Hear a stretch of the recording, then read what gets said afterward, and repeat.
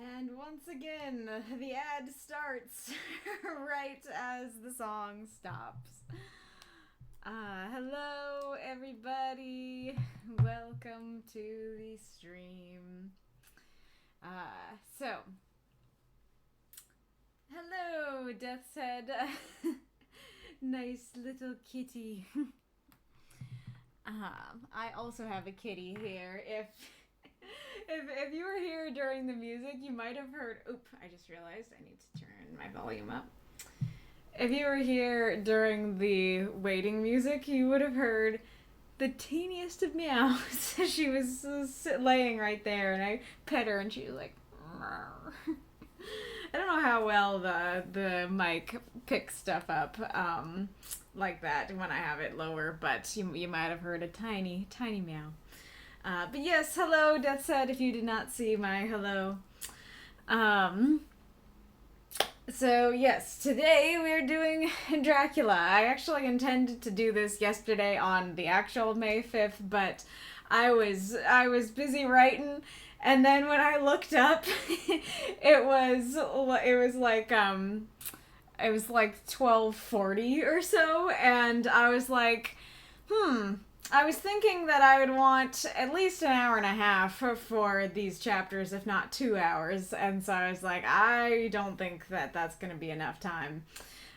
So I was like, I guess I'll save it for tomorrow night when I have more time and energy and everything.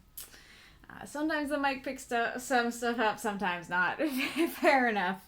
The mic is a fickle mistress. Why did it just give another ad? It just had an ad. What is it doing? Twitch! Oh, I'm sorry if you're getting that. I don't know if you are, but yes. Yep. Oh, you are getting it. Okay. I am sorry. Now I don't know what to do when the ads come up. Because we don't, it is a smaller day. We don't have the subscriber onlys to chat, to do the cat chat with. But I do have a cat. I just can't show her because she's now behind the monitor. Let's see if I can get her to meow. There's a little purr. All right, have you returned? Goodbye, ad, I see. All righty-roo. I wish that my camera did not do that. Suddenly, I'm an angel. There we go. All right. So, here we go. I posted it from the Dracula Daily email again. So I might not have picked up some italics. I took a quick skim through and I didn't see much. But that doesn't mean that they weren't there. I might have missed some italics. But yes, we are... Oh, awesome. You have your book copy. Lovely, lovely. It'll be interesting to see if there are any differences. Definitely point them out if there are any differences in the physical copy. But yes, so without further ado, I think we'll just get started. May 5th, Jonathan Harker's journal, kept in shorthand. The 5th of May, the castle. The grey of the morning has passed, and the sun is high over the distant horizon, which seems jagged. Whether the trees or hills, I know not. What is going on? I'm going to redo that sentence. The grey of the morning has passed, and the sun is high over the distant horizon, which seems jagged. Whether with trees or hills, I know not. For it is so far off that big things and little are mixed. I am not sleepy, and as I am not to be called till I awake, naturally I write till sleep comes. Again, feels like it could be another motto of our group. Naturally I write until sleep comes.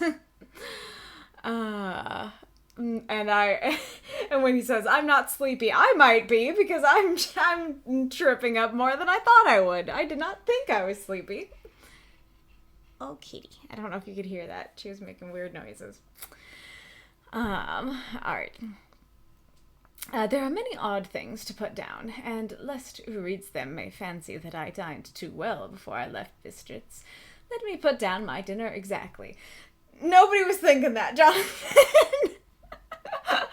Oh, I love that he takes it to the next level. It's not just here's what I ate. It's like, oh, I don't want you to say that I ate too well, so here's exactly what I ate. And it's like, no one was gonna say that. Nobody was thinking that. You don't need to write it down.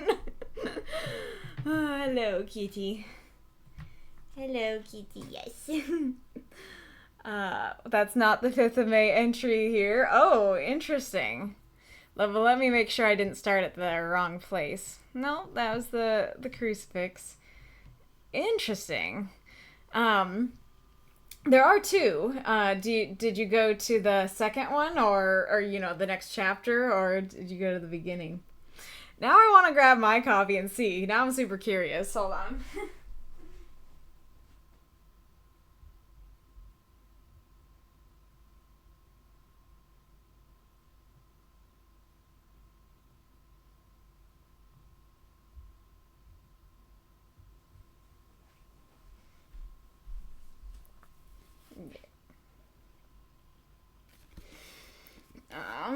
We'll see if I can find it.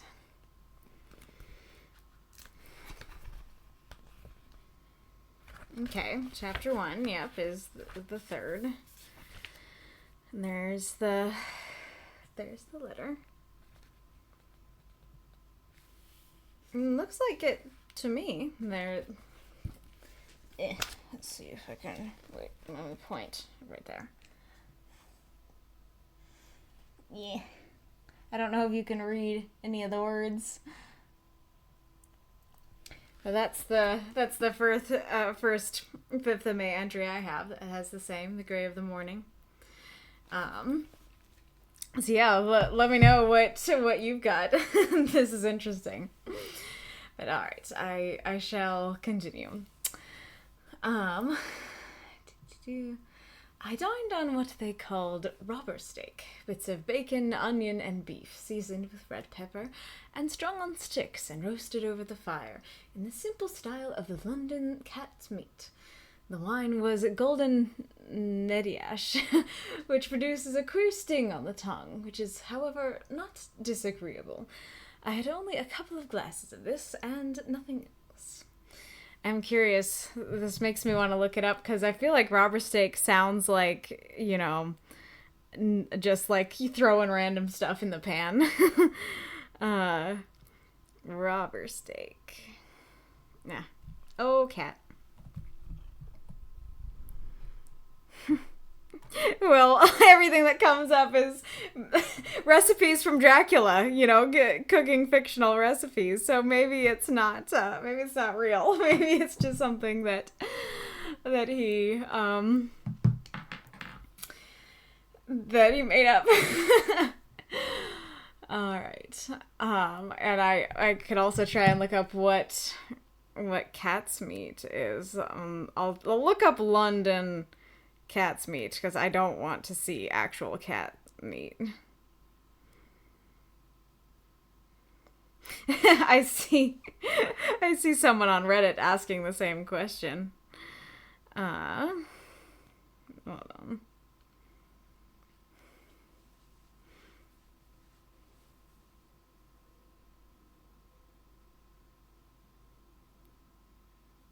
on a sec.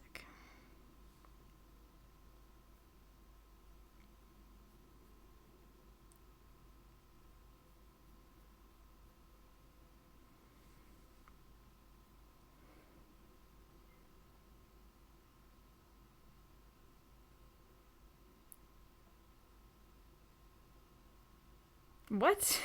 If you think they sold cat meat, you're entirely wrong. What a cat's meat seller sold was meat to cats. To be specific, it was horse meat that the seller acquired from horse slaughterers known as knackers. In the 1860s, it was estimated there were 300,000 cats in London alone.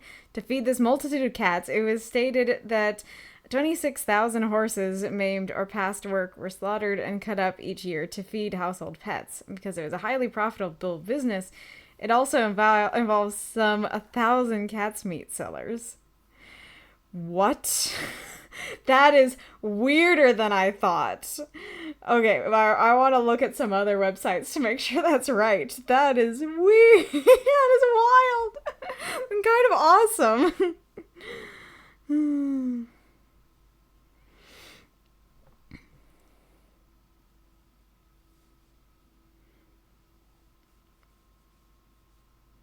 Yeah, she went on most days a hand cart full of chopped meat on skewers to sell to cat owners. So to emphasize, meat for cats, not of cats, specifically horse meat. Gnarly leftovers collected from nearby slaughterhouses. In Victorian-era London, there were hundreds of cat's meat men and women, and sometimes kids, with feats in poor neighborhood as well as posh ones. That's wild. So, that... Victorian London just got a little bit cooler. I think overall it was a much more difficult time than we think it is, than we romanticize it as. But you gotta admit, that's kind of awesome that, like, you wouldn't, in Victorian London, no, you don't go to the pet store to get food for your cat. There will be a cat's meat seller on the street to buy meat for your cat, specifically. And potentially just, like, feeding the feral cats. That's awesome. Say what you will about the Victorian era, but they took care of their cats. Not their horses, but their cats. Okay, gotcha.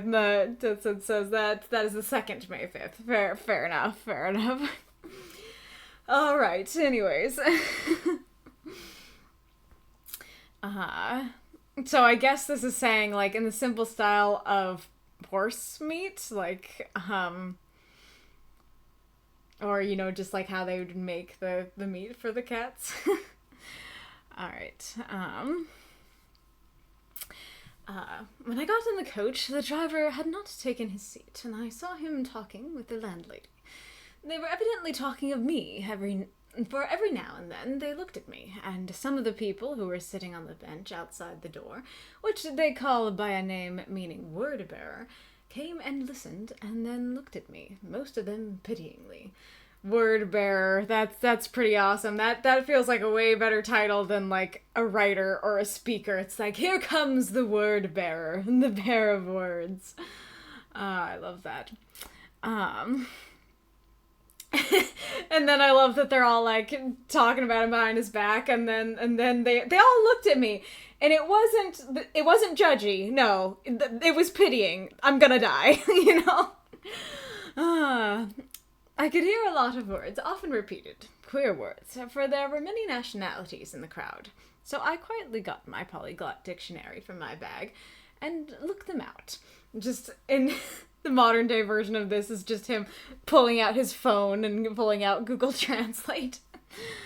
I must say, they were not cheering to me, for amongst them were Ordog, Satan, Pokal, Hell, Stragoisha, or Stragoisa, Stragoika, I don't know, Witch, Rolok, and Vilkoslak, both of which mean the same thing, one being Slovak and the other Serbian, for something that is either werewolf or vampire.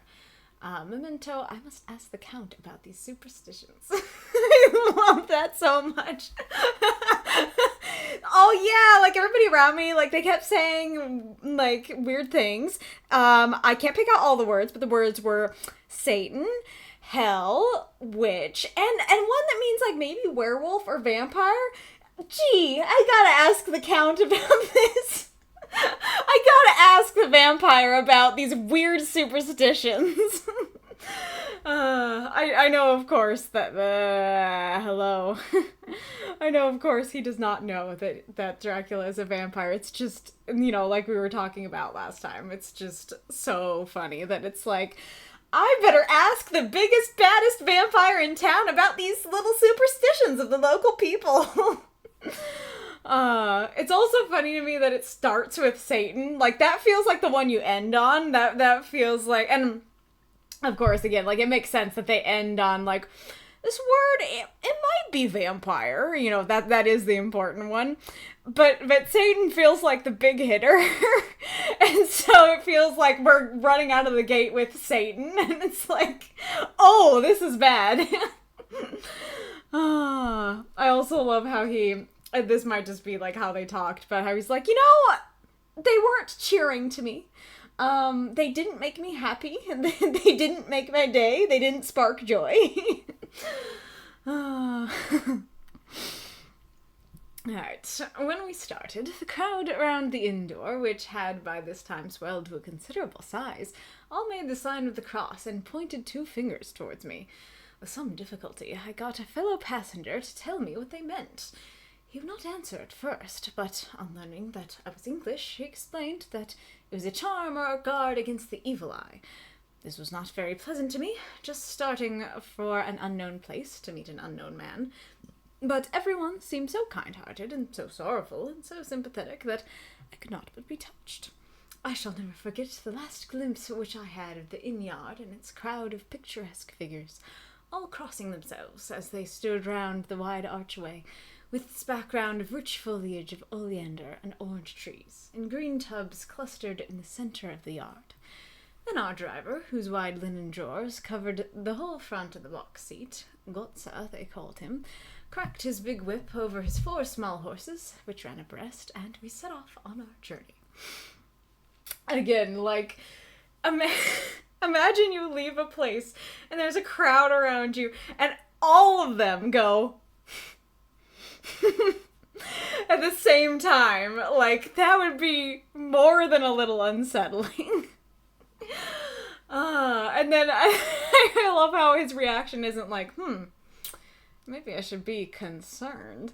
He's just like, I am touched. You know, they care about me. They don't want anything bad to come upon me. That's real nice of them. It's like, no, buddy, you should be concerned.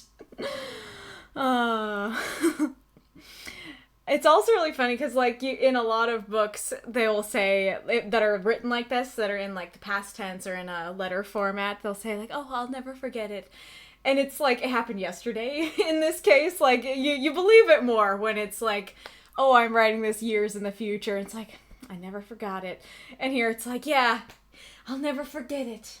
It happened yesterday. It's like, you can't really say that just yet, my dude. And it's just like picturesque figures all crossing themselves. Like, it's like, here's a nice postcard. And then it's just a crowd of people with the fear of God in their eyes crossing themselves. Memories.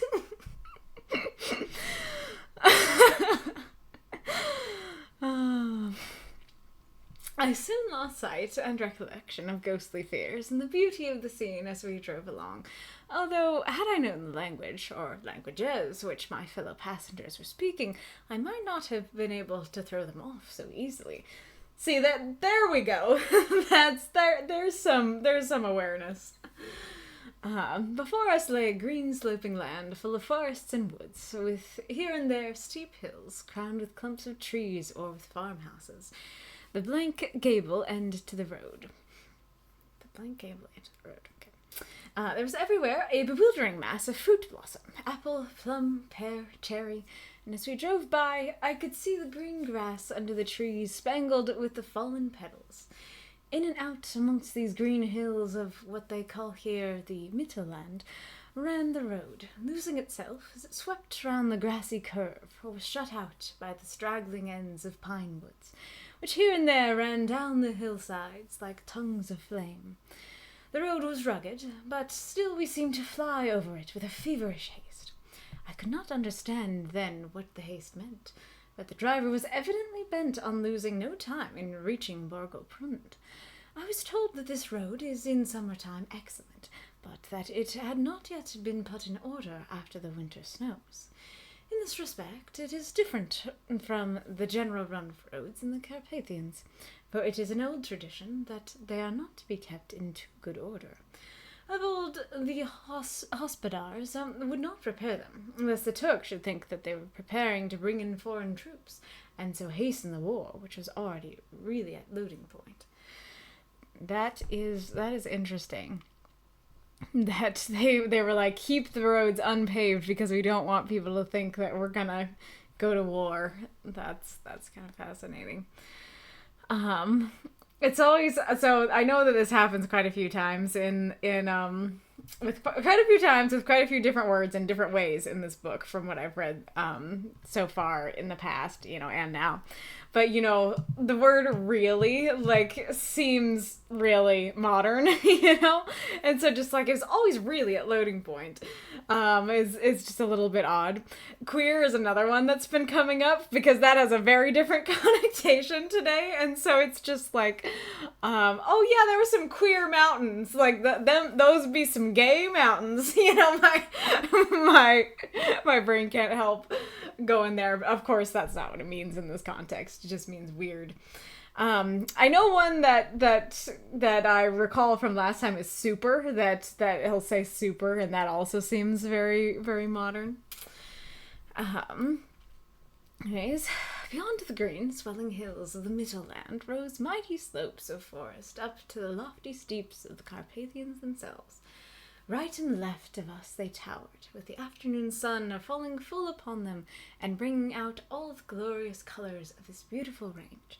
Deep blue and purple in the shadows of the peaks, green and brown where grass and rock mingled, and an endless perspective of jagged rocks and pointed crags, till these were themselves lost in the distance, where the snowy peaks rose grandly. Here and there seemed mighty rifts in the mountains, though which, as the sun began to sink, we saw now and again the white gleam of falling water. One of my companions touched my arm as we swept round the base of a hill and opened up the lofty snow-covered peak of a mountain which seemed, as we wound on our serpentine way, to be right before us. Look, Easton Zezek, God's seat. And he crossed himself reverently. This is the first reverent cross we've gotten, that instead of the fear in their eyes, it's just oh yeah, nice, cool mountain. Well, I guess it's not just cool mountain. It is oh, this is a religious thing, but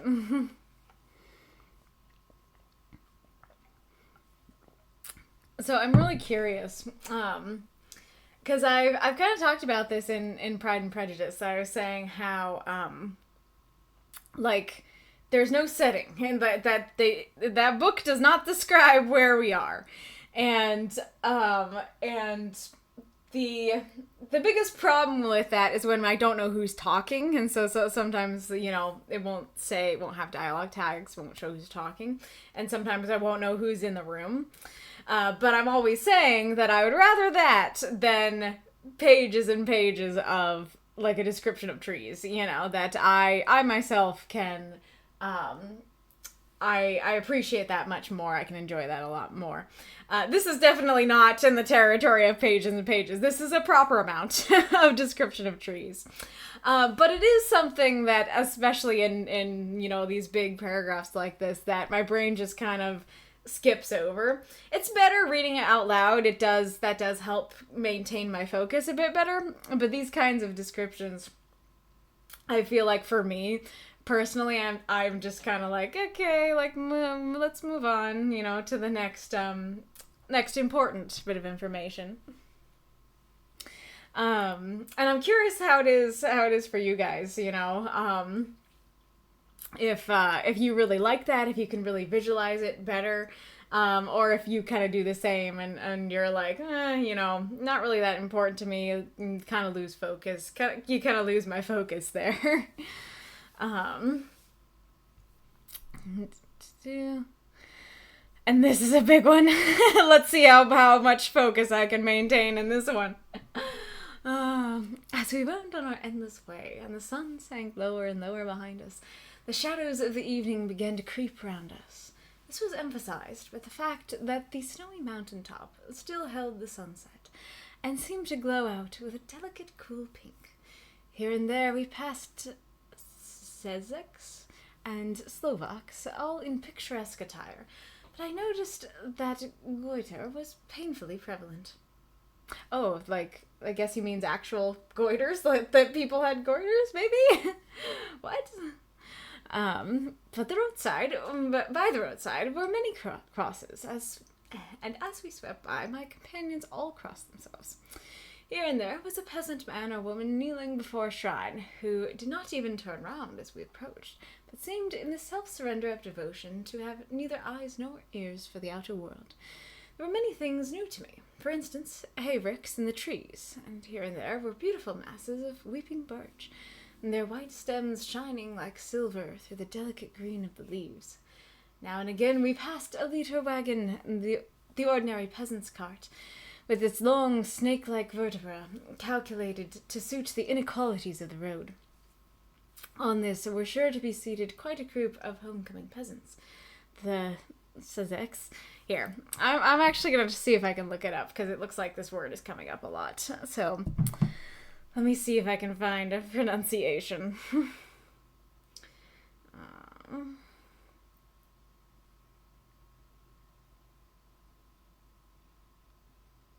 It might be Czech, actually. No. It switched it to Czech. No. There's another letter in there.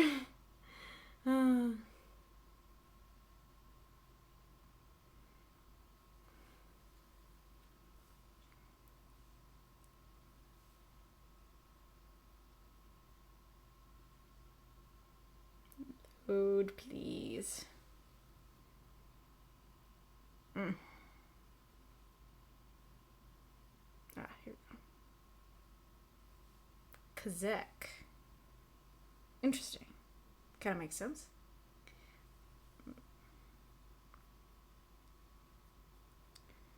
Yeah, I don't have anything better, so Kazakh it is for now until anybody corrects me.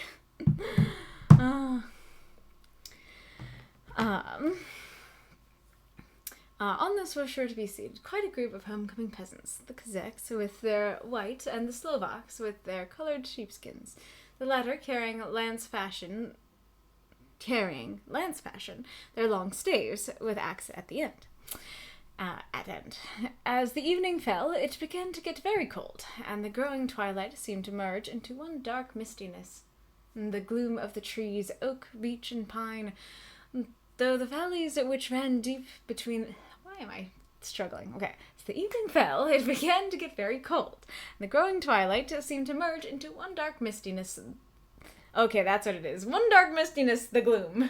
That's an odd phrasing. One dark mistiness, the gloom of the trees, oak, beech, and pine. Though in the valleys, which ran deep between the spurs of the hills, as we ascended through the pass, the dark firs stood out here and there against the background of late-lying snow. Is that sentence even grammatically correct? I mean, far be it from me to critique Bram Stoker, but that seemed awkward.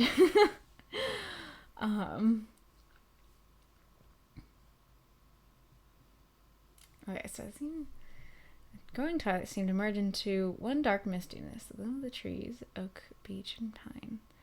Though in the valleys, I don't know.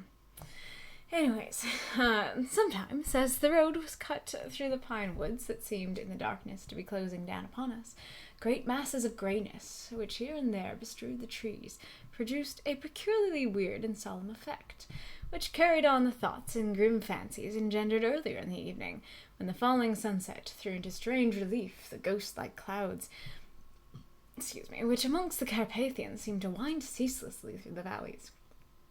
And sometimes the hills were so steep that, despite our driver's haste, the horses could only go slowly. I wished to get down and walk up them, as we do at home, but the driver would not hear of it. No, he said, you must not walk here. The dogs are too fierce. And then he added, with what he evidently meant for grim pleasantry, for he looked around to catch the approving smile of the rest, and you may have enough of such matters before you go to sleep. The only stop he would make was a moment's pause to light his lamps. It is really interesting that everybody knows. Everybody knows what the deal is with Dracula. I mean, I don't know how deeply they know. Like, if they know, oh, yep, he's like he's a big, strong vampire. Do not mess with him. Or if it's just kind of, he's a creepy dude in a castle that may or may not be a vampire, but we don't want to find out. You know, I don't know what they know, but it is really interesting that they're all like, oh, you're gonna see Dracula. Okay, God rest your soul, you know? But they don't stop him. Like, they don't sit him down and go, hey, you know, as a fellow human being, I care about your well-being and your life. Maybe don't go to the castle. Maybe don't go to Dracula. FYI, he's a vampire. We all know it. He's a vampire. Don't go there if you want to live. They kind of have said it, like they all have been talking, you know, about it. They've been crossing themselves. It just reminds me of like, oh, I'm not remembering the full line right now, but the part of Firefly where it's like, no, like we've just been giving each other significant glances and laughing incessantly, you know. Not exactly that, kind of the opposite, like giving each other significant glances and fearing and crossing ourselves incessantly. But they could like sit him down and be, if they know he's a vampire, they could be like, you know, hey buddy, here's the situation. Dracula, he's a vampire. Pretty big, bad, powerful one at that. Maybe rethink your life choices, you know? Alright. When it grew dark, there seemed to be some excitement among the passengers, and they kept speaking to him, one after the other, as though urging him to further speed. He lashed the horses unmercifully with his long whip, and with wild cries of encouragement urged them on to further exertions. See? Don't care about their horses. They care about their cats, but not their horses. Then through the darkness I could see a sort of patch of grey light ahead of us, as though there were a cleft in the hills. The excitement of the passengers grew greater. The crazy coach rocked on its great leather springs, and swayed like a boat tossed on a stormy sea. Crazy, there's another one. The crazy coach! That seems very modern, too. I had to hold on. The road grew more level, and we appeared to fly along. Then the mountains seemed to come nearer to us on each side and to frown down upon us. We were entering on the Borgo Pass. That's a good image. I like that image, you know, that the mountains frowned down upon us. That's so much better than they loomed over us. Frown down, that's so cool. One by one, several of the passengers offered me gifts, which they pressed upon me with an earnestness which would take no denial. These were certainly of an odd and varied kind, but each was given in simple good faith, with a kindly word and a blessing, and that strange mixture of fear-meaning movements which I had seen outside the hotel at Bistritz, the sign of the cross and the guard against the evil eye. Then, as we flew along, the driver leaned forward, and on each side the passengers, craning over the edge of the coach, peered eagerly into the darkness. It was evident that something very exciting was either happening or expected, but though I asked each passenger, no one would give me the slightest explanation. This state of excitement kept on for some little time, and at last we saw before us the pass opening out on the eastern side. There were dark, rolling clouds overhead, and in the air, the heavy, oppressive sense of thunder. I don't know why I tripped on that. There were dark, rolling clouds overhead, and in the air, the heavy, oppressive sense of thunder. It seemed as though the mountain rage had separated two atmospheres, and that now we had got into the thunderous one. I was now myself out for the conveyance which was to take me to the Count. Each moment I expected to see the glare of lamps through the blackness, but all was dark. The only light was the flickering rays of our own lamps, in which the steam from our hard-driven horses rose in a white cloud. We could see now the sandy road lying white before us, but there was on it no sign of a vehicle. The passengers drew back with a sigh of gladness, which seemed to mock my own disappointment. I was already thinking what I had best do, when the driver, looking at his watch, said to the others something which I could hardly hear. It was spoken so quietly, and in so low a tone, I thought it was an hour less than the time. Then, turning to me, he said in German worse than my own, There is no carriage here. The heir is not expected after all. He will now come on to Bukovina and return tomorrow or the next day. Better the next day. While he was speaking, the horses began to neigh and snort and plunge wildly, so that the driver had to hold them up. Then, amongst a chorus of screams from the peasants and a universal crossing of themselves, a caleche with 4 horses drove up behind us, overtook us, and drew up beside the coach. I could see from the flash of our lamps, as the rays fell upon them, that the horses were coal-black and splendid animals. They were driven by a tall man, with a long brown beard and a great black hat, which seemed to hide his face from us. I could only see the gleam of a pair of very bright eyes, which seemed red in the lamplight. As he turned to us, he said to the driver, "You are early tonight, my friend." The man stammered in reply, wait, no. Which one is which? Oh no, this is becoming the same problem. I guess the man is the driver we are familiar with, and then the stranger is Dracula. "You are early tonight, my friend," and the man stammered in reply, "The English heir was in a hurry." To which the stranger replied, Nope. I messed up again. Okay, hold on. Okay, I guess this is Dracula. Okay. "That is why, I suppose, you wished him to go on to Bukovina. You cannot deceive me, my friend. I know too much, and my horses are swift." As he spoke, he smiled, and the lamplight fell on a hard-looking mouth with very red lips and sharp-looking teeth as white as ivory. One of my companions whispered to another the line from Burger's Lenore. "Den die Toten reiten schnell, but the dead travel fast." This line really gets me because, again, like, he knows what this says, and he doesn't specify. I looked it up later, and so I'm assuming that he knew it when he heard it. And so imagine, like, you leave your inn, everybody's well, first of all, no, go back. At your inn, the like landlady comes into your room, begs on her knees for you not to go, and gives you a crucifix. And then as you leave, the whole crowd of people crosses themselves and does like a blessing for the evil eye. And then when your chauffeur arrives, then somebody whispers, "The dead travel fast." Like, you need to be more concerned, buddy. The strange driver evidently heard the words, for he looked up with a gleaming smile. The passenger turned his face away, at the same time putting out his 2 fingers and crossing himself. "Give me the heir's luggage," said the driver, and with exceeding alacrity my bags were handed out and put on the caleche. Then I descended from the side of the coach, as the caleche was close alongside, the driver helping me with a hand which caught my arm in a grip of steel. His strength must have been prodigious. Without a word, he shook his reins. The horses turned, and we swept into the darkness of the pass. As I looked back, I saw the steam from the horses of the coach by the light of the lamps, and projected against it the figures of my late companions crossing themselves. Again, like, every time he's, like, looking back, as on the fading countryside, it is always just a group of people crossing themselves.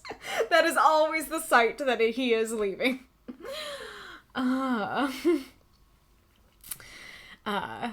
Then the driver cracked his whip and called to his horses, and off they swept on their way to Bukovina. As they sank into the darkness, I felt a strange chill, and a lonely feeling came over me. But a cloak was thrown over my shoulders, and a rug across my knees, and the driver said, in excellent German, "The night is chill, mynheer, and my master, the count, bade me to take care of you. There is a flash in Slivovitz, the plum brandy of the country." That is weird. Oh, that is weird to have it inside dialogue, to have that be like a note that Jonathan is saying, but in the dialogue. Wacky.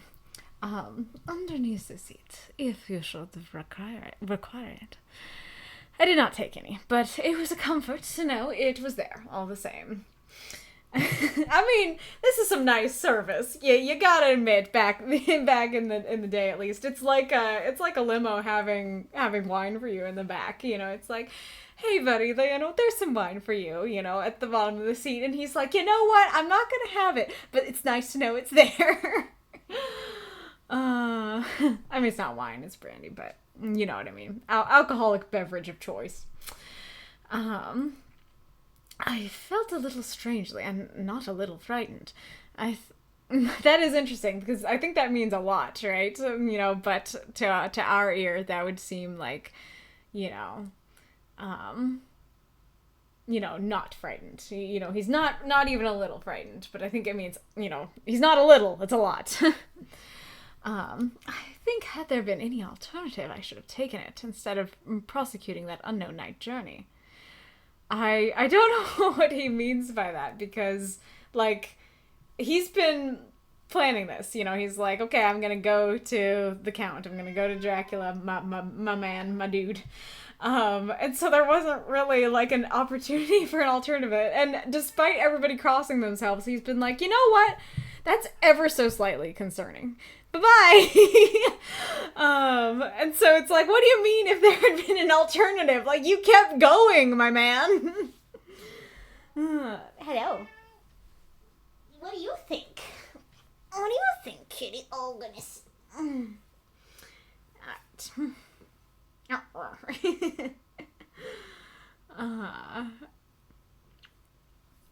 If he turns back now, he might lose his job. Yeah, exactly. Very, very true. And that's probably been what has been... That he did talk about that in the other chapter, didn't he? That he said something about his job. But that is probably what's been pushing him this whole time. That it's like, I am a solicitor. I have just been promoted. I am gonna do this job. Like, the superstitions of the locals, be damned. I am going to do this, Which, what that means in Victorian England. I'm not sure I totally know what you mean. All I can think of is that, like, if you're on the streets in Victorian England, it's real bad. Like, it's a really bad time. It's a bad time in any area, but in Victorian England, it's really bad.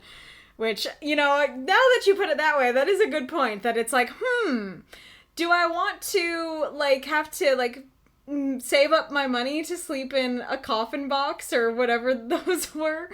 Or do I, go hang out with a vampire for a bit? I think I'd choose vampire, It's easy, even an alleged vampire, not a confirmed vampire.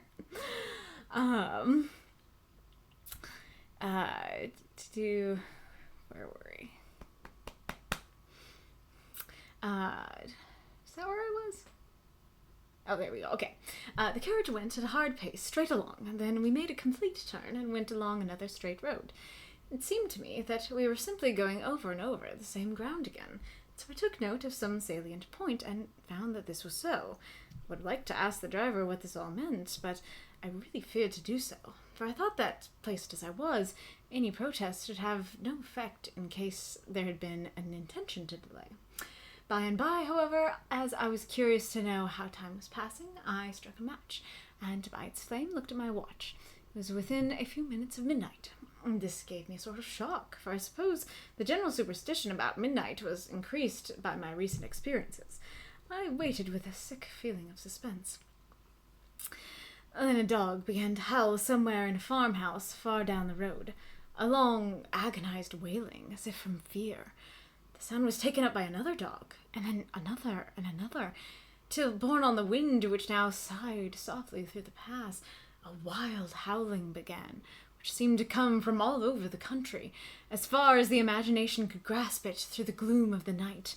At the first howl, the horses began to strain and rear, but the driver spoke to them soothingly, and they quieted down, but shivered and sweated as though after a runaway from a sudden fright.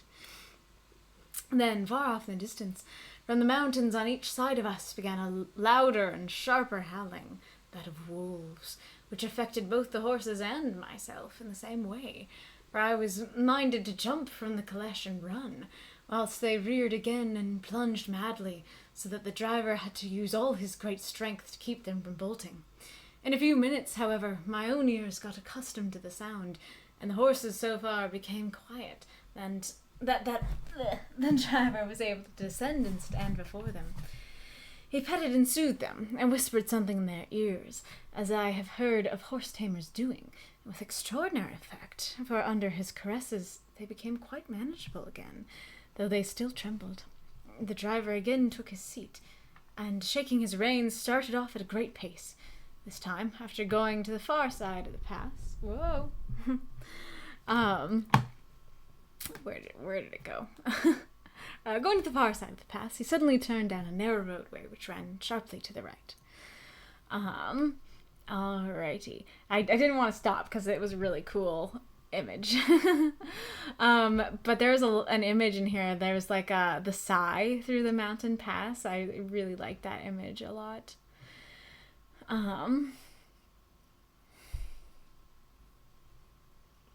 And that would be really scary. Like, that, granted, like, if I were in his position, like, I do see, hello,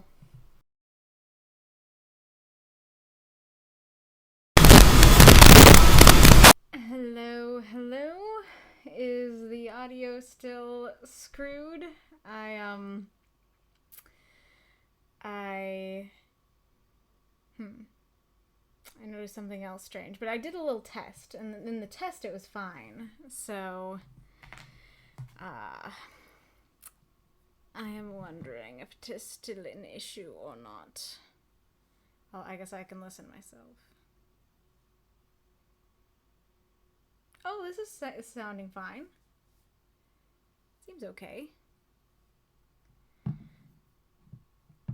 Yeah, okay, I think it's fixed. Sweet. Yeah. So, my cats can hit a plethora of different buttons when they walk on my keyboard. They have learned that I am okay when they step on this part at the front here. There's a part of the front that is nice and big and doesn't have any keys on it that they can step on safely. And so they have learned that I am okay with them stepping on that.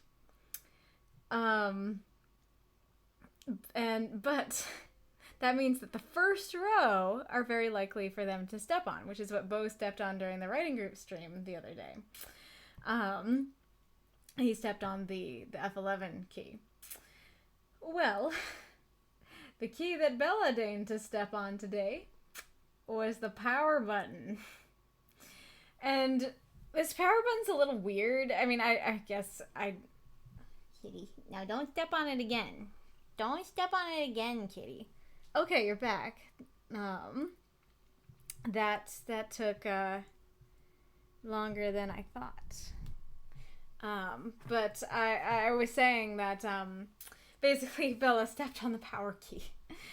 And so the stream didn't actually stop because it does, when you hit it, it doesn't shut it down completely. It just kind of like makes it sleep a little. And so like the stream kept going, but like it made everything freeze. And so I think it just made the audio messed up. All I had to do was just close OBS and open it back up again. And it was fine. But yeah, I am sorry for that. That is the most inconvenience the cats have ever caused me so far. But yes, I saw the post that you posted, which that's the other thing I realized is that the Discord chat is not updating. So can I get it to update? I don't know if I can. But I just had posted a picture in the stream chat that is a 2-penny hangover was a Victorian era institution where the poor and homeless could for 2 pennies hang forward over ropes and sleep for the night. So yeah, and there is indeed a picture of just a rope that it's like, you know, would you like something other than the ground to sleep on? How about a rope? You know, I want to look up because I feel like I also saw something about you could like pay to sleep in like a coffin. That there's like a place that had like coffins. Uh, Victorian era. I don't know, homeless sleeping options.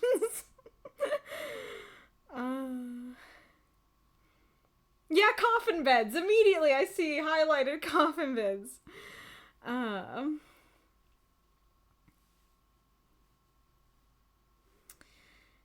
Yep. That is, I can't believe it. I was actually right. um, yeah, it says, like, wooden boxes barely big enough for a body laid out in rows. If the alternative was sleeping in a wet doorway, then that was a fine thing. Yep. And they truly are just rows of beds that look like coffins. But yeah, so either way, yeah, if you're homeless, you do not in today's world you don't have good options. In Victorian England, you really didn't have good options. All right.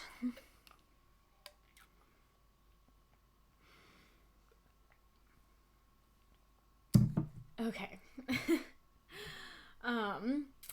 So you still it was just during the conversation that we stopped, right? You heard everything about like the howling and the wolves and stuff. Um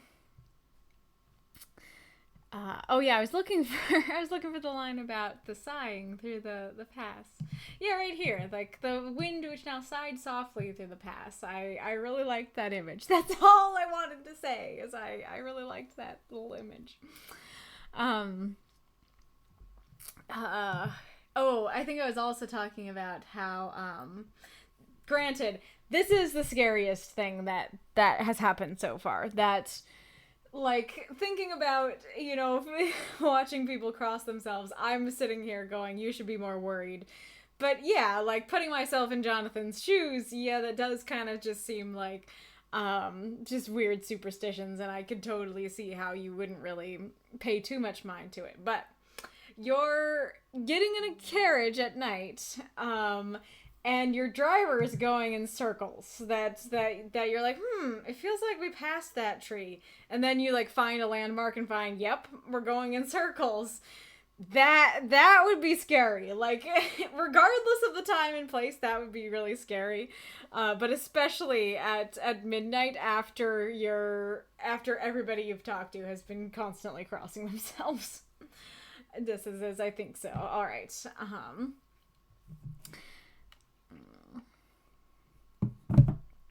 But I do really like the spookiness of like, oh yeah, a dog howled, and then another dog howled, and another, until all the dogs in the country are howling, and then it ramps up to wolves. Like, very spooky. I really like that image a lot.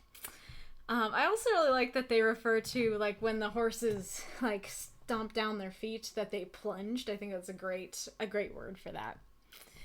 All right. Soon we were hemmed in with trees, which in places arched right over the roadway until we passed through a tunnel, and again great frowning rocks guarded us boldly on either side. Though we were in shelter, we could hear the rising wind, for it moaned and whistled through the rocks, and the branches of the trees crashed together as we swept along. It grew colder and colder still, and fine, powdery snow began to fall, so that soon we and all around us were covered with a white blanket. The keen wind still carried the howling of the dogs, though this grew fainter as we went on our way. The baying of the wolves sounded nearer and nearer, as though they were closing round on us from every side. I grew dreadfully afraid, and the horses shared my fear. The driver, however, was not in the least disturbed. He kept turning his head to the left and right, but I could not see anything through the darkness.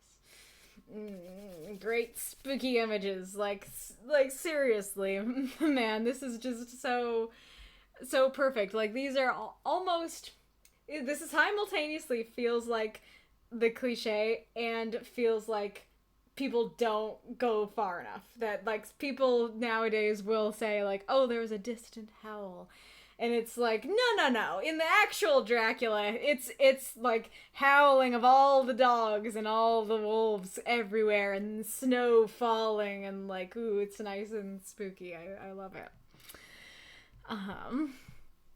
Suddenly, away on our left, I saw a faint flickering blue flame. Oh, and I also was gonna say, I know that this is probably, like, if it is a cliche, this is the reason it's a cliche. I am certain of that. But I think I'm just saying that, I don't even know how to describe it, you know.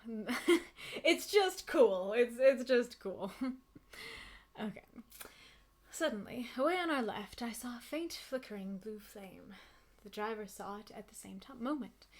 He at once checked the horses, and, jumping to the ground, disappeared into the darkness. I did not know what to do, the less as the howling of the wolves grew closer.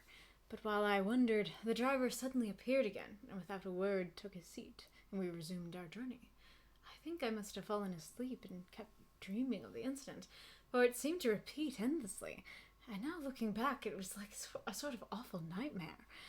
Once the flame appeared so near the road that even in the darkness around us, I could watch the driver's motions.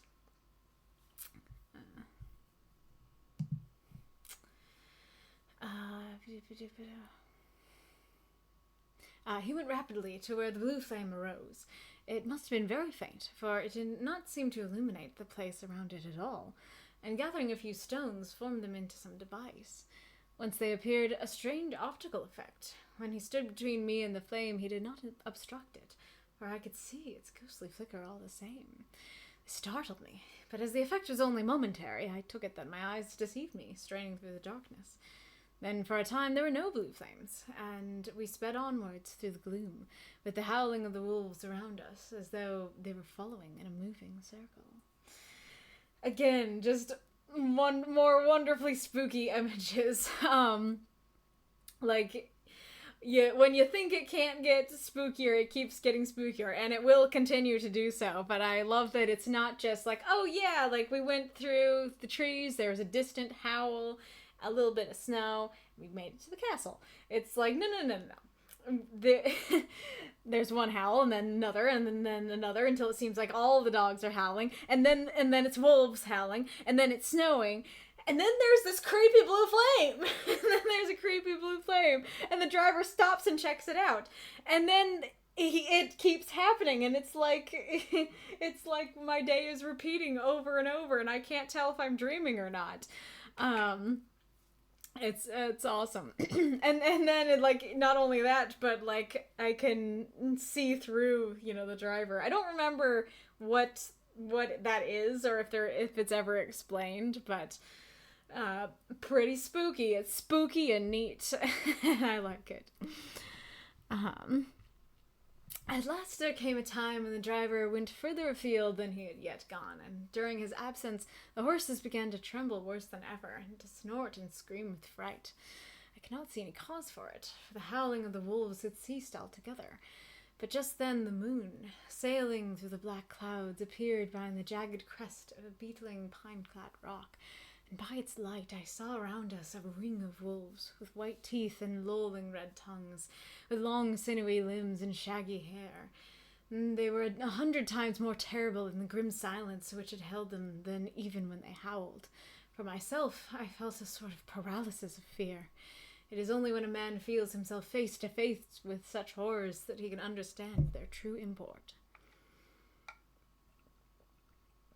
Like I said, it keeps getting spookier. I love this image so much that, in the previous paragraph, he's like, it feels like they're in a moving circle, but he can't see.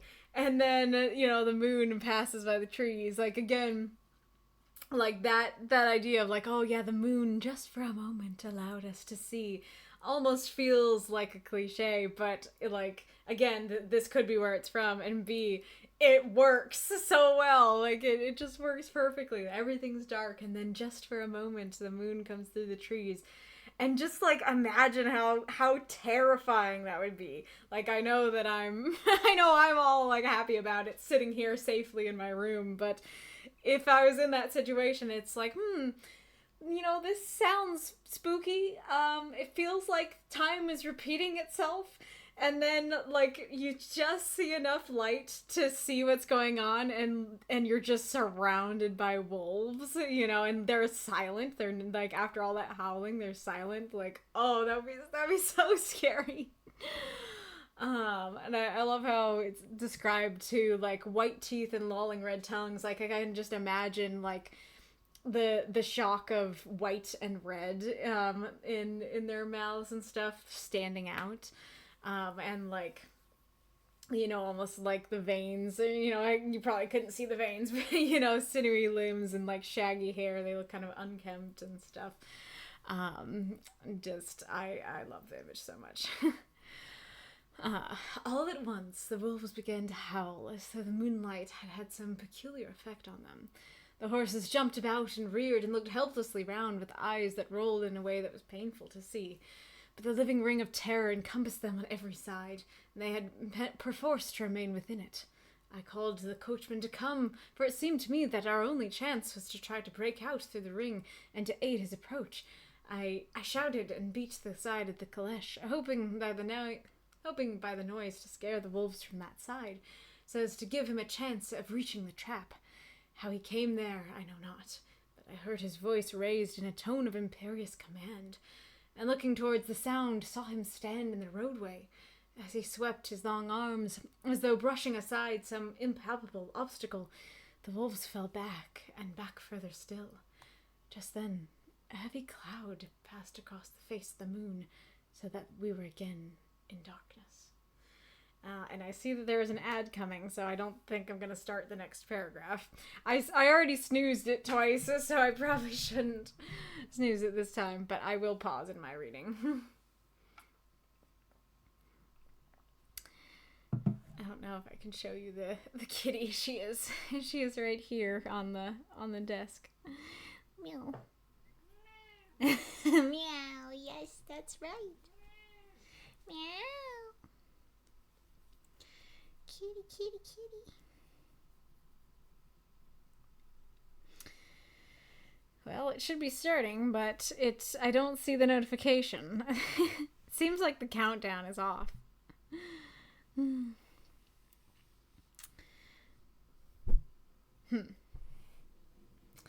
I guess I can. I don't know. Maybe it was a fluke. But I guess I'll just talk about it, but not restart reading. Again, now they're all silent, and that's terrifying, because it's like, seems like maybe, like, it feels like they're closing in on us in a circle, but that's just my fear talking. And then it's like, no, actually, we are surrounded by wolves, and they are silent. And then they all stop at once and howl, nice and spooky. And then, okay, there we go. There's the ad. Okay. Can I get you to meow some more? Kitty ad meow times?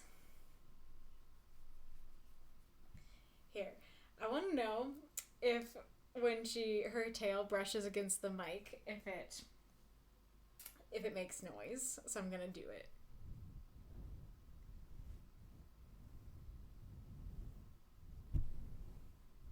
Some kitty tail ASMR.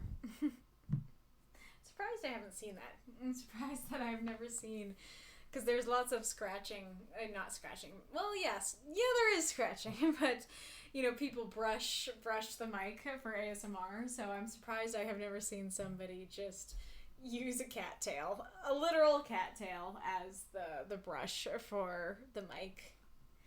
Right, kitty cutie? Maybe most cats wouldn't be so still for long enough.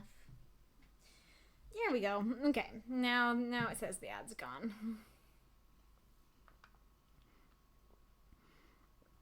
All right. Oh yeah. So then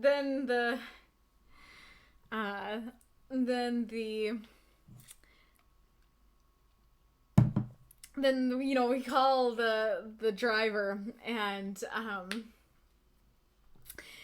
And the driver, like, wait, where does it say it? You know, that, so Jonathan, in his fear, is like trying to get him to come back again, like extra terrifying that like he's alone in the carriage and the driver's gone. And then, you know, he tries to call him, and the driver comes back and he makes this command, and then, you know, they all fall back. They all fall back at his command, and then they're in darkness, and that is awesome. Oh, you never actually got that. Interesting. So tell me, did you hear the kitty tale? Yes, I do know that I can turn off the ads, but I don't really want to, because this is right now my only source of income, and so if they're not too terribly annoying to you, if you're willing to sit through a couple minutes of them, you know, I would really appreciate that. That would be, that's very helpful to me. If they are like so annoying that it's like it makes me not enjoy your streams, then yes, I can turn them off. But if it's like, oh, it's just kind of a minute of annoyance here and there, I'm fine with that. You know, I'm fine pausing the book for a second, and, you know, having some kitty time for an ad for a little bit. But yeah, that is why they're not turned off, to be transparent about it. You heard something. All right, gotcha. Okay, moving on. Oh, this is the end of this part. When I could see again, the driver was climbing into the caleche, and the wolves had disappeared. This was all so strange and uncanny that a dreadful fear came upon me, and I was afraid to speak or move. The time seemed interminable as we swept on our way, now in almost complete darkness, for the rolling clouds obscured the moon. We kept on ascending, with occasional periods of quick descent, but in the main always ascending. Suddenly, I became conscious of the fact that the driver was, in the act of pulling up the horses in the courtyard of a vast ruined castle, from whose tall black windows came no ray of light, and whose broken battlements showed a jagged line across the moonlit sky. Yeah, that's a good point. Dessa says, I think the problem is that they vary at the moment. Like, I got a minute and a half of them twice in half an hour once. Gotcha. Yeah, I can look at it. I think that the chart, like, you know, I don't want to say, because I'm afraid I'm remembering wrong, but I should look at the chart and see if it, you know, says how regularly they're gonna be dispersed, or if it's just random, you know, because that is annoying if it's just completely random. But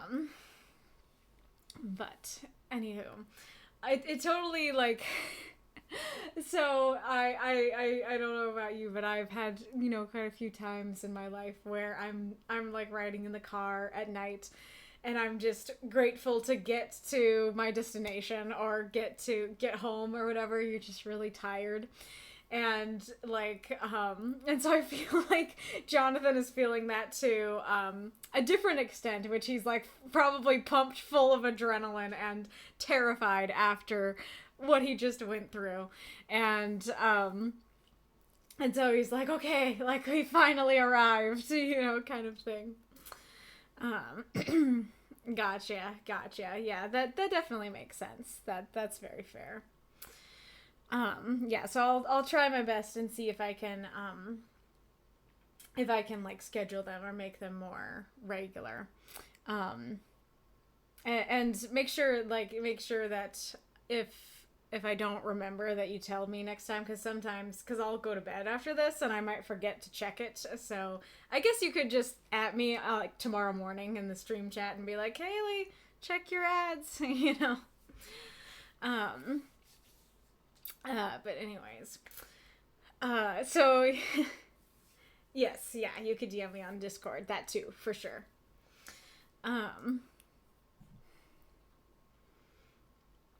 I did not grab the big one, and I am nervous. This is perfect though. This mug of mine is exactly the vibes of what's going on. Yes, then the notification would be there. Yeah, I could, if you DM'd me now, I guess I could, like, make sure not to look at it until I actually check it. Anywho, so all I have to say, so something like in my writing that I struggle with this kind of scene, that the journey sort of scene. I remembered it in the one tabletop role playing game that I DM'd as well, that I wanted there to be a cool journey to the vampire's castle, and I just like couldn't come up with something cool. I was just like, yeah, there's creepy trees. There's nice gnarled trees on the way. That's always the go-to image, is just like spooky gnarled trees, you know. And so I just really I love the way that Bram Stoker wrote this. I love this journey. Like I said, like any number of these things alone would make for a great spooky journey. That the intense howling, the blue lights, the wolves surrounding the carriage, the driver able to command the wolves, like any of those things alone would be like, that was a nice spooky journey. But putting them all together is just like, that is delicious. That is wonderfully spooky. I love it. So yep, let us oh my, it is later than I thought it was. I really don't want to stop though, because oh my, I don't want to stop though. I guess I'll just go for it. We'll see what happens. Maybe I'm staying up a little late tonight. All right. Chapter 2. Jonathan Harker's Journal. Continued. The 5th of May.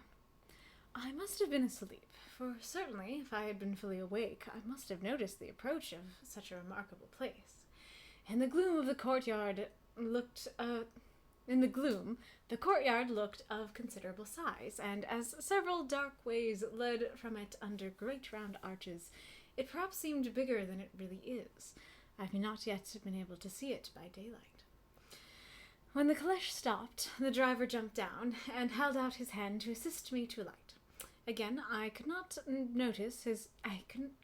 but notice his prodigious strength. His hand actually seemed like a steel vise that could have crushed mine if he had chosen. I am curious if they had, a vice grip, if that was actually an image back then. Because I feel like there are 3 options for that sentence. Either it was a saying at the time, and he's like, yeah, like, it's not just vice-like, it's not a vice grip, like, actually, it's like a steel vice, Or that this kind of image that people would say that it's like a steel vice, at the time became what is today a vice grip, or that, I don't remember what the third option was now. But I like that image of, like, not just a vice grip, but it's really like a steel vice. I can really, like, feel that, like his cold hand, gripping.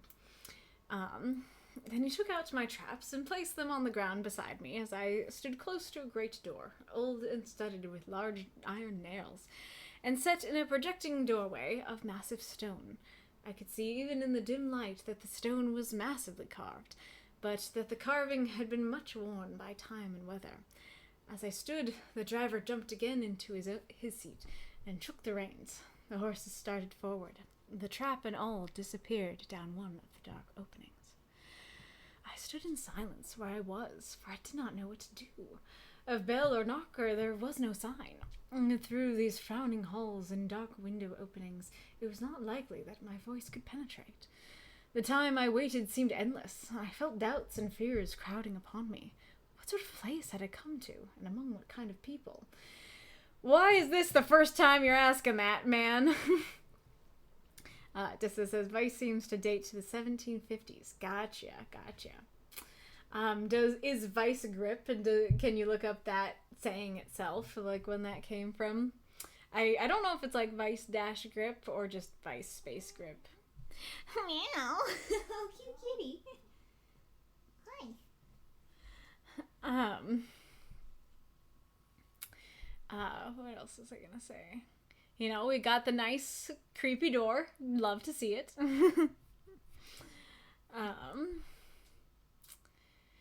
What sort of grim adventure was it on which I had embarked? Was this a customary incident in the life of a solicitor's clerk sent out to explain the purchase of a London estate to a foreigner? Solicitor's clerk. Mina would not like that. Solicitor.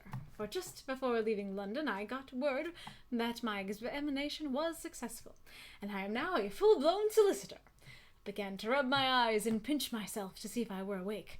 It all seemed like a horrible nightmare to me.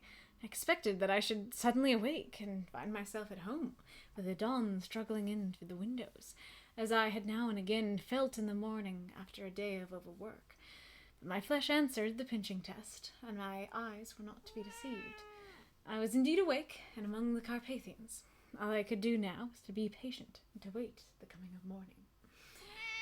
I love the idea that Jonathan is standing here in front of Dracula's castle, and I feel like most people, like, the options are either, oh, this is really scary, like, I shouldn't be here, or, oh, this is awesome, what a cool castle.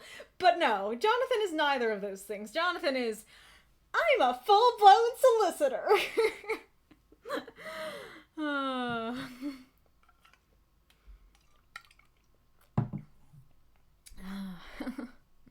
I do like the image of the dawn struggling in through the windows. I think that's great, too. Just as I had come to this conclusion, I heard a heavy step approaching behind the great door, and saw through the chinks the gleam of a coming light. Then there was a sound of rattling chains and the clanking of massive bolts drawn back. The key was turned with the loud grating noise of long disuse, and the great door swung back. Again, just top tier spooky images. You know, you gotta have the door with all the chains that you have to undo and it creaks open. Love it. Within stood a tall old man, clean-shaven, save for a long white mustache, and clad in black from head to foot, without a single speck of color about him anywhere. He held in his hand an antique silver lamp, in which the flame burned, without chimney or globe of any kind, throwing long quivering shadows as it flickered in the draught of the open door. The old man motioned me in with his right hand with a courtly gesture, saying excellent English, but with a strange intonation. "Welcome to my house. Enter freely and of your own will." He made no motion of stepping to meet me, but stood like a statue, as though his gesture of welcome had fixed him into stone. The instant, however, that I had stepped over the threshold, he moved impulsively forward, and, holding out his hand, grasped mine with a strength which made me wince, an effect which was not lessened by the fact that it seemed as cold as ice, more like the hand of a dead than a living man. Again he said, "Welcome to my house. Come freely, go safely, and leave something of the happiness you bring." The strength of the handshake was so much akin to that which I had noticed in the driver, whose face I had not seen, that for a moment I doubted if it were not the same person to whom I was speaking. So, to make sure, I said interrogatively, "Count Dracula?" He bowed in a courtly way as he replied, "I am Dracula, and I bid you welcome, Mr. Harker, to my house. Come in, the night air is chill, and you must need to eat and rest." As he was speaking, he put the lamp on a bracket on the wall, and, stepping out, took my luggage. He had carried it in before I could forestall him. I protested, but he insisted. "Nay, sir, you are my guest. It is late, and my people are not available. Let me see to your comfort myself." He insisted on carrying my traps along the passage, and then up a great winding stair, and along another great passage, on whose stone floor our steps rang heavily. At the end of this he threw open a heavy door, and I rejoiced to see within a well-lit room, in which a table was spread for supper, and on whose mighty hearth a great fire of logs, freshly replenished, flamed and flared. Those dashes make it hard to stop. I feel like that's going to be a recurring problem in this book. but it just makes me be like, this isn't a good place to stop. I need to keep going. So I want to look up, but I think that I didn't notice this the first time I read it, but I think the driver had a brown beard and Dracula is clean shaven. So it seems like he ran inside and then like shaved off his beard and walked out. Which is awesome if so. I'm assuming it was mentioned way back, the dead travel fast.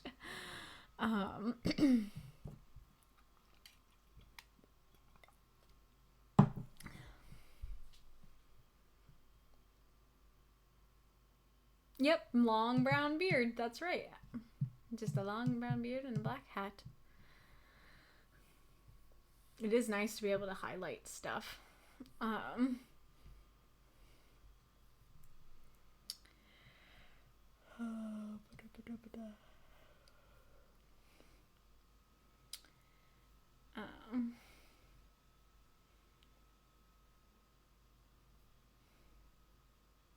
Yep, clean shaven except for a long white mustache.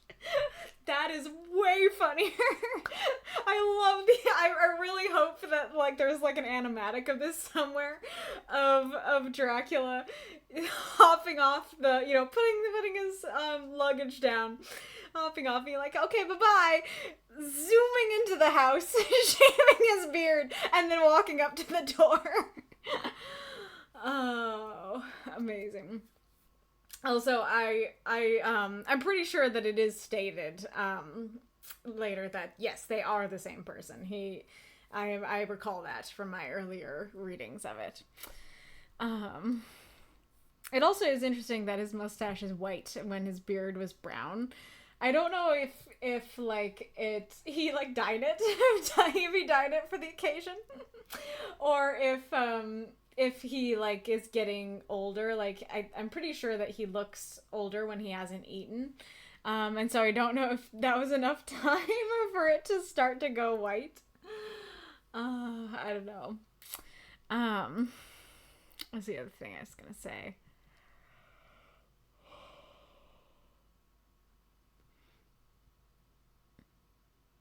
Oh yeah, enter freely and of your own will.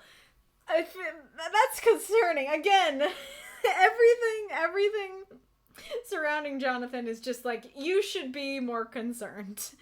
If anybody, like, even if I was invited to like a party at somebody's house, like even if I knew the person, and then I walked up to their house and they're like, welcome, enter freely and of your own will. It's like, I'm not sure I want to enter anymore.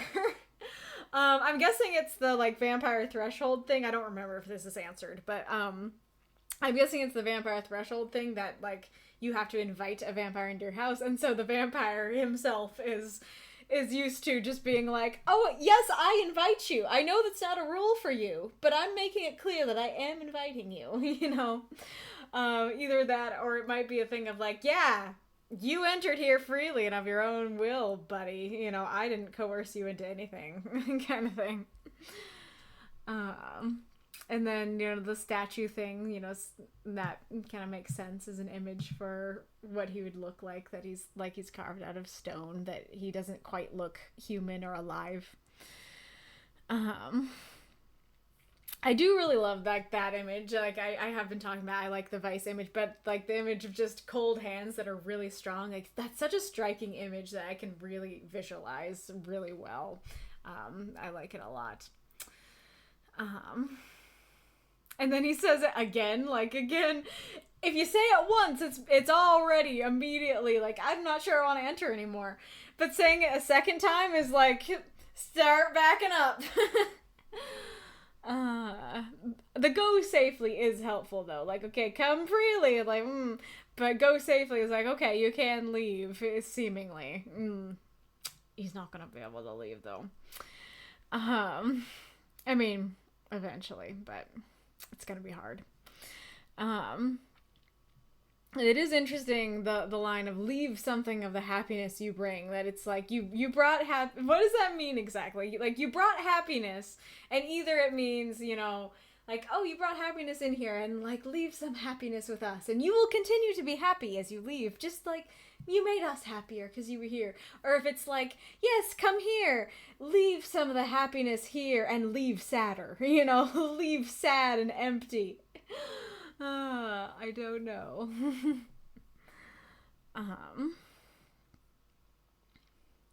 I don't also, I don't know if my accent is the best. I tried looking up, the vampire accent, the Romanian accent, and I am trying to replicate what I learned in those videos, but it's not, it helps me to, like, write it down, like, these videos will say, like, oh, like, change your TH to a Z, or change your TH to a D, or whatever, and I would actually write that down, and that helps me a lot.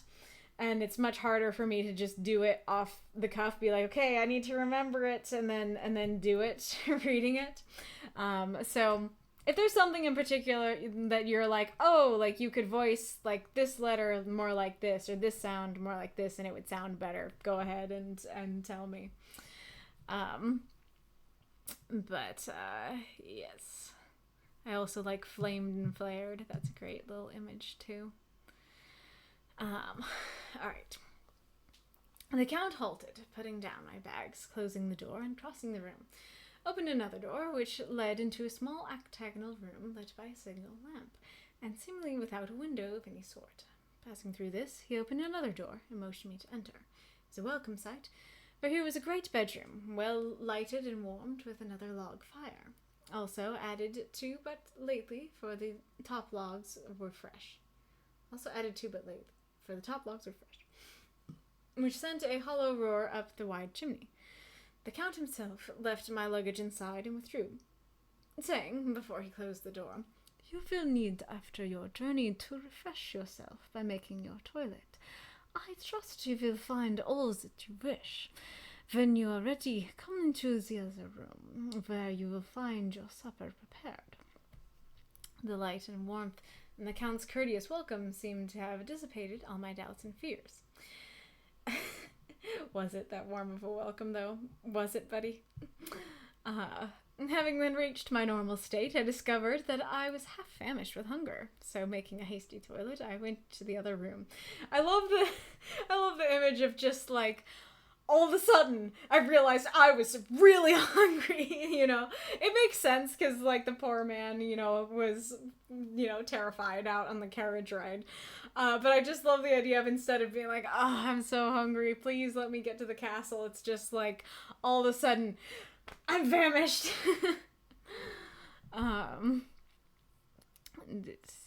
I found supper already laid out. My host, who stood on one side of the great fireplace, leaning against the stonework, made a graceful wave of his hand to the table and said, "I pray you, be seated and sup how you please. You will, I trust, excuse me that I do not join you, but I have dined already, and I do not sup." I handed to him the sealed letter which Mr. Hawkins had entrusted to me. He opened it and read it gravely. Then, with a charming smile, he handed it to me to read. One passage of it, at least, gave me a thrill of pleasure. "I must regret that an attack of gout, from which malady I am a constant sufferer, forbids absolutely any travelling on my part for some time to come. But I am happy to say I can send a sufficient substitute, one in whom I have every possible confidence. He is a young man, full of energy and talent in his own way, and of a very faithful disposition. He is discreet and silent, and has grown into manhood in my service. He shall be ready to attend on you when you will during his stay, and shall take your instructions in all matters." As far as I know, gout is kind of like a rich person's disease, right? It's like a disease of the toes. And I don't remember what causes it, but it's something that can only happen when you live in luxury. So if I'm correct about that, that does kind of tell us something about Mr. Hawkins. I ran out of water, so give me just a moment. I will I'm gonna mute, and then I will. Well, I can put on some music for a little bit. Gotcha. It comes from eating rich foods. I see.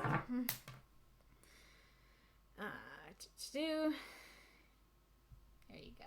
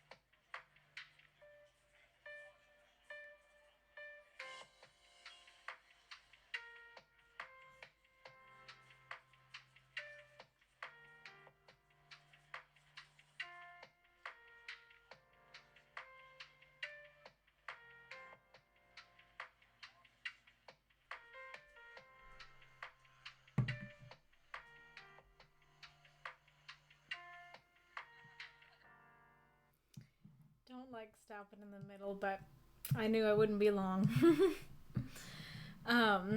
It often comes from eating rich foods. Yes, gotcha. I I don't know enough about, this era to know the answer to this question. I'm sure that there is an answer, but it makes me wonder if people would be more ashamed to say that they suffer from gout, or they would flaunt it. This kind of seems to say that they would flaunt it and be like, I am a constant sufferer. I am in fact a rich man. I have the rich man's disease. But I feel like in some ways it would be more embarrassing that the disease that you suffer from shows your social status. But I guess when that social status is good, maybe you do want to tell people. All right. The Count himself came forward and took off the cover of a dish, and I fell to at once on an excellent roast chicken. This, with some cheese and a salad and a bottle of old Tokay, of which I had 2 glasses, was my supper. During the time I was eating it, the Count asked me many questions as to my journey, and I told him by degrees all I had experienced. By this time I had finished my supper, and by my host's desire had drawn up a chair by the fire, and begun to smoke a cigar, which he offered me, at the same time excusing himself that he did not smoke. I had now an opportunity of observing him, and found him of a very marked physiognomy?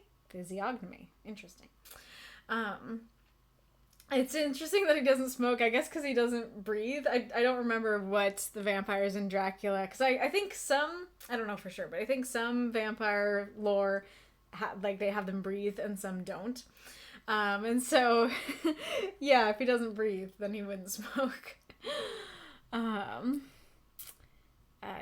His face was strong, very strong, aquiline, with a high bridge of a thin nose and peculiarly arched nostrils, with lofty domed forehead and hair growing scantily around the temples, but profusely elsewhere. His eyebrows were very massive, almost meeting over the nose, and with bushy hair that seemed to curl in its own profusion. The mouth, so far as I could see it under the heavy moustache, was fixed and rather cruel-looking, with peculiarly sharp white teeth. These protruded over the lips, whose remarkable ruddiness showed astonishing vitality in a man of his years. For the rest, his ears were pale, and at the top extremely pointed. The chin was broad and strong, and the cheeks firm though thin. The general effect was one of extraordinary pallor.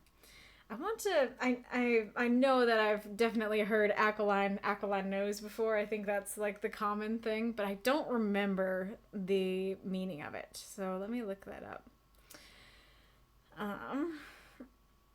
Beak-like, shaped like a beagle, shaped like an eagle or a beak, hooked. Interesting. Okay. Yeah. So they have the pointy-eared vampires. Potentially are actually from this. I don't know if they were vampires having pointy ears was a thing at the time, or if that's become a thing because of this book.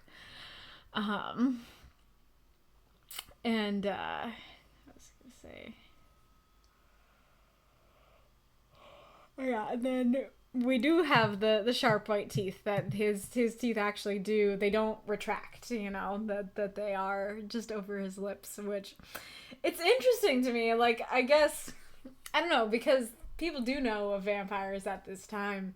But I feel like today, if anybody saw somebody with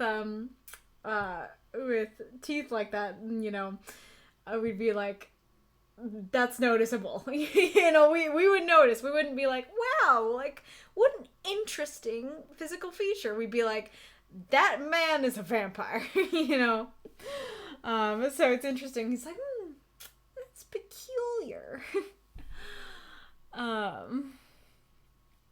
And then interesting that his lips are especially red. I don't know if it's there's blood on them, or if it's just his lips. I know that Jazza, what is his channel called? Is it called Draw with Jazza? Let me. I need to look now.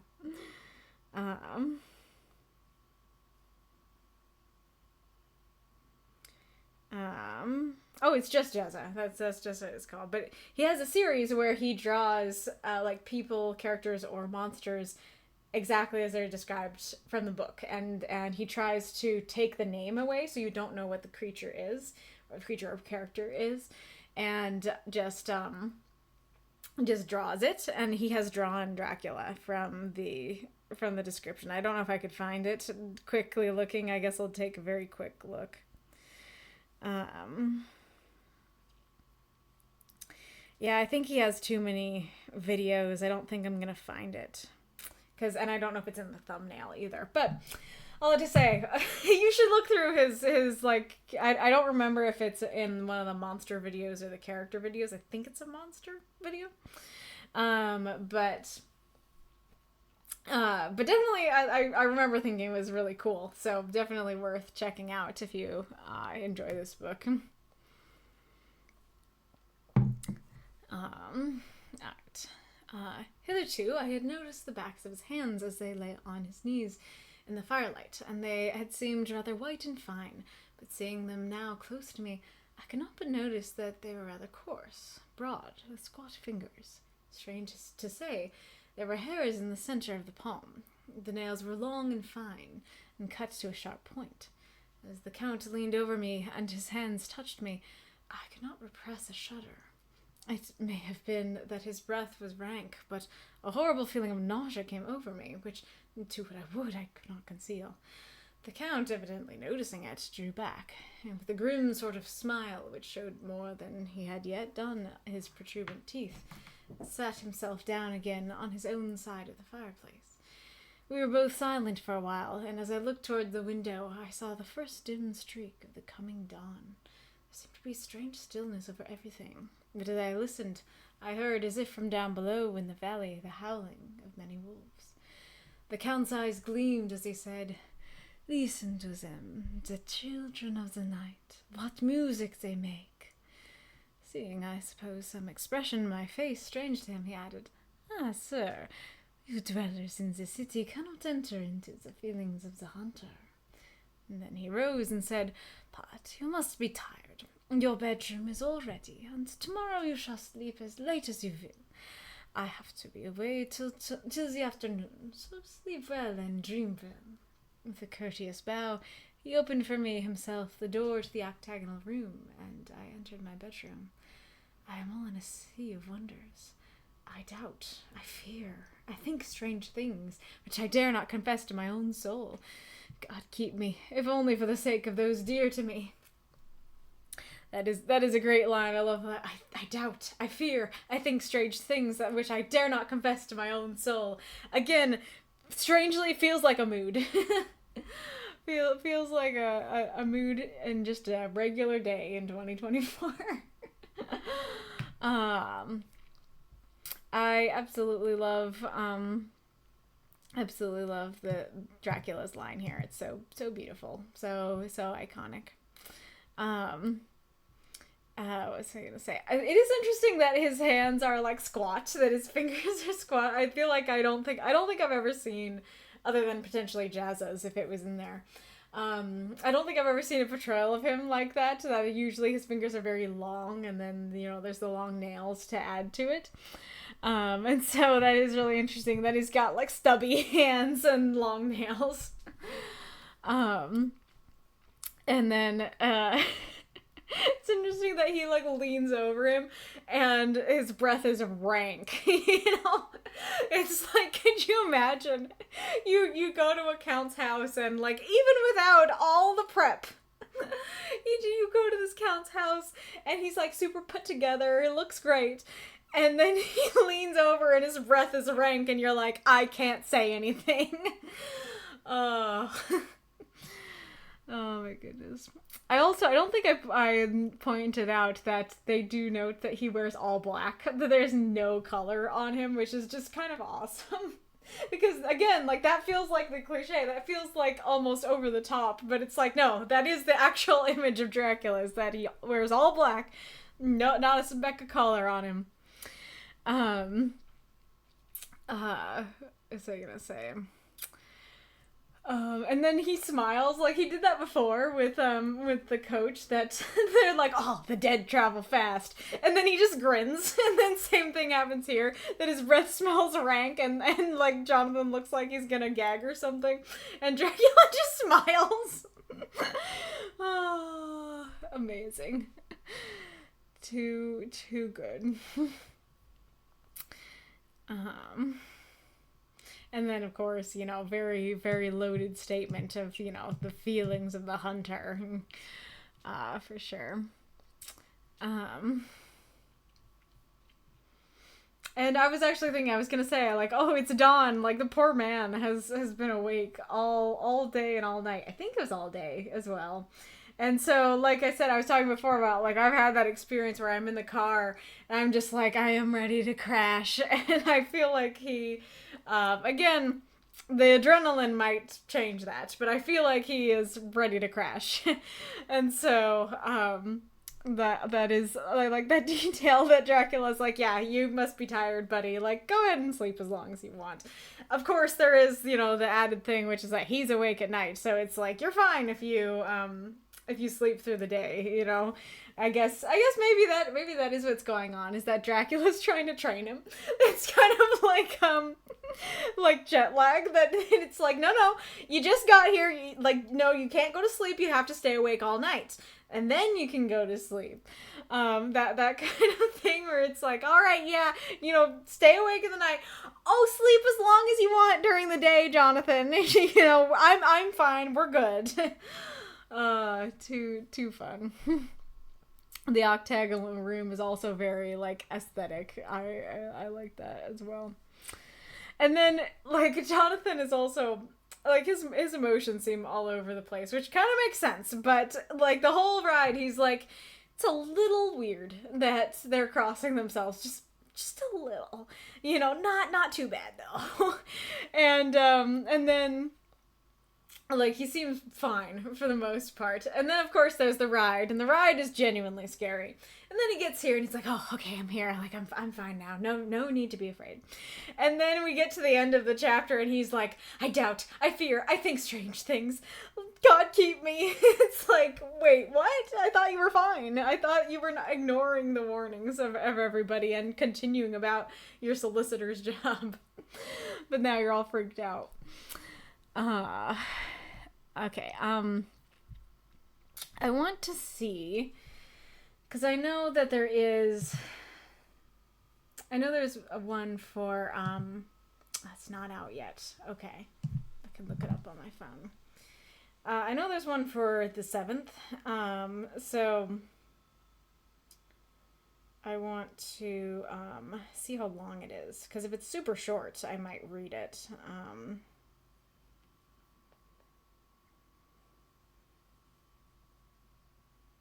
Oh, no, this is where he's teaching him English. It is not short. Oh my goodness, it is not short at all. Yeah, so this is where he's teaching him about Britain. So yeah, that'll have to be for either tomorrow or the next day, probably. But it has been a good time. Like I said, I didn't finish the book the first time that I read it, but this was, like, one of my favorite chapters the first time I read it as well. I absolutely love, all the spooky images, the spooky ride and meeting Dracula and stuff. I think it's so much fun. So I really enjoy these chapters a lot, and I hope I was able to give good commentary and reactions on them, despite our little mishap with the kitty, hitting the button. I need to hit the hay too. Very fair. But thank you for hanging out with me. I really appreciate it. So yeah, I will talk to you tomorrow. Want to practice a raid? Blobber is streaming. Yeah, I can try and do that. I won't be able to stay, but I can try. So raid space, and then is it capital B? Capital B. Beware the blobber. All right. Well, we'll try this. Oh, not capital. Okay. Yeah. Go back. No, not blobber. Blobber. Oh, you don't think they matter. Okay. Well, I hope that you have enjoyed. I will see you all next time. Bye-bye.